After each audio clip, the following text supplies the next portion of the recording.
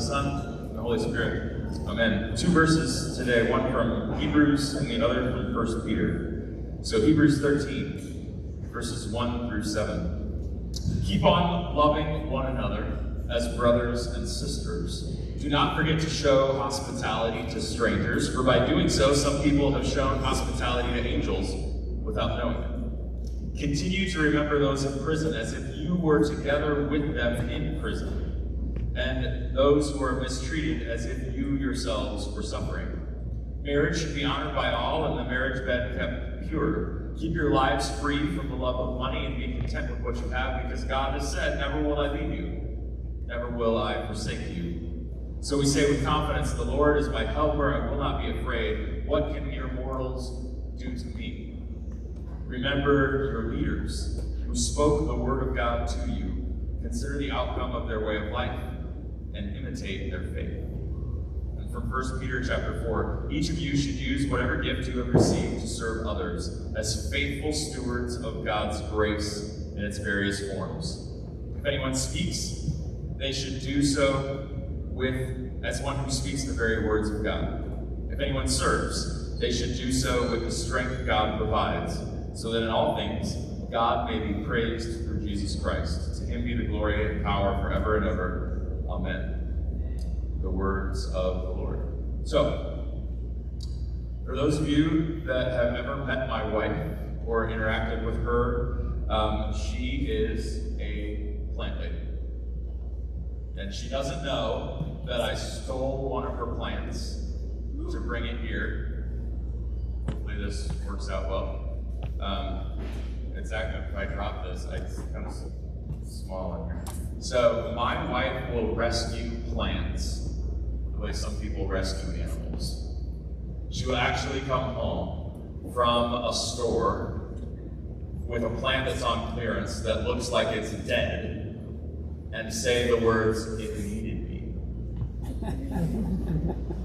I don't understand that sentiment, but she does this. And I know for a fact, because she has said as much to me, that it's therapeutic for her, that she gets great joy and delight in repotting and nurturing, finding that crusty lump of whatever, and making it grow. This is one of the plants that she rescued. And in fact, if you were to come to our house and walk around inside, there's virtually every room in our house, except maybe closets that don't get sunlight, that have plants in them, which is strange. To me, it's strange. Like, this is getting to the point of being obsessive. The amount of watering, she's actually misted these things before. She will dust leaves, not making this up, dust leaves of one of the figs in our house. She will routinely go to rooms and rotate pots, move plants from one room to another to get closer to sunlight or away from sunlight. She will mix vats of Miracle-Gro to feed and pour into these plants so that they can flourish. And this one's doing a really good job. This one's fantastic. Now, if you were to walk in my house, and let's say, walk up to this plant, and say, "You're doing a great job. You are really flourishing. I mean, you're killing it. You're growing, like, you did an awesome job repotting yourself. Look at the foliage, you're so green. You got the light color on there. Really great job." First of all, I would have to question your sanity because you're talking plants. But second of all, you would not be giving credit where credit is due. You and I, when we talk about gifts that we've been given, often like to take the credit and make it about us, instead of making it about the giver, the nurturer, the one who provides the gifts for you. And so today, I want to talk about 4 prepositions. And Mr. Winter's like, "Excuse me?" Prepositions. When I'm talking about prepositions, we're not talking about prepositional phrases, but prepositions, I think those prepositions came from the verses that we just read. And so, let's start with the first. The gifts that we have. The gifts that you and I exhibit are first and foremost from God. You did not give your gifts to yourself. You might have perhaps honed them, refined them, worked on them, but ultimately they're not from you. They are from God, given by the giver, which makes sense. Then they have everything to do with Him, not with you. In the same way that this pot or this plant did not get replanted by itself. It doesn't water itself. It doesn't care for itself. It is all done from the outside to it. God gives gifts to you. So all gifts are from God. First preposition. Now, how many of you, by show of hands, have ever seen an apple tree eating an apple? Yeah. How many of you have ever seen a tomato plant enjoying a tomato? How many of you have ever seen a tulip cut off its own bloom, put it in a vase, and put it on a counter? Of course not. All of that is ridiculous. Because those gifts given to plants are not existing for themselves, but instead, second preposition, they exist for others.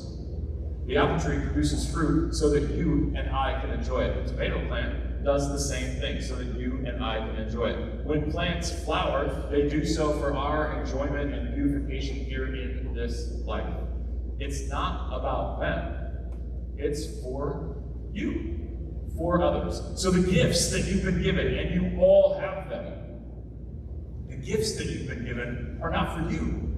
They're not so that you can hold these things up and hoard the gifts, but instead you are to give them for others. Use them for the benefit of others. So if your gift is encouragement, encourage. If it's to speak, speak as one who speaks the very words of God. If it's serve, do so with a joyful heart. It's not inward, it's outward. And we all know that these gifts cannot be done by ourselves.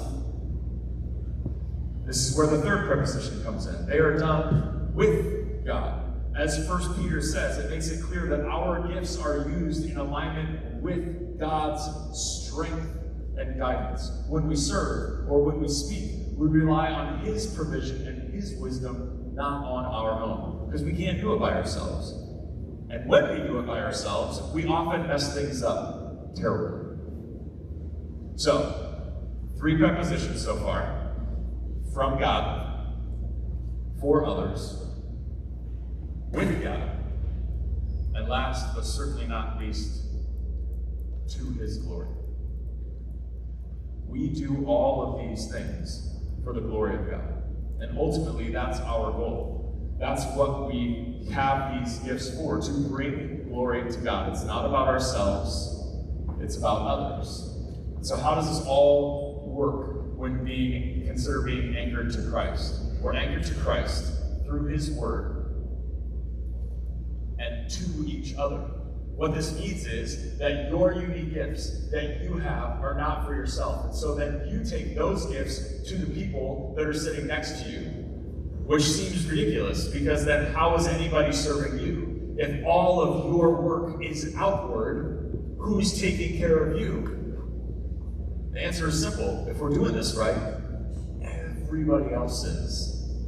Everybody else is. Your unique gifts are for everybody else. Their unique gifts are for everybody else. And if we're always concerned about the outward, it frees everybody else up to do this. And so we're intertwined, we're intermingled. We are not existing for ourselves alone. We are existing as a community that have been given varied and many gifts for others to work with the strength and provision and wisdom that God gives us to His glory and not our own. Let's pray.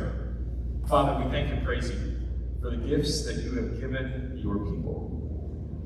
For those here who know what those gifts are, I ask that you grant your Spirit that they might use them fully for service to others, to build up your kingdom here.